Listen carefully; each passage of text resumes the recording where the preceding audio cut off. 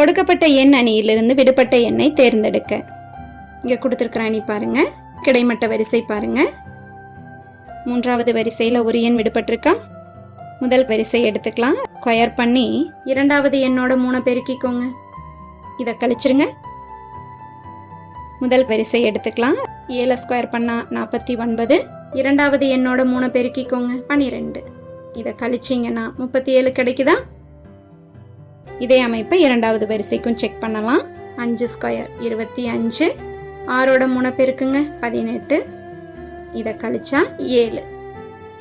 சரியா வருதா. இதே அமைப்பை மூன்றாவது வரிசைக்கும் பயன்படுத்துங்க. 6 ஸ்கொயர் 36. 7ஓட 3 பெருக்கணும்னா 21. 36ல இருந்து 21 கழிச்சிருங்க, 15. எனவே விடுபட்ட எண் 15.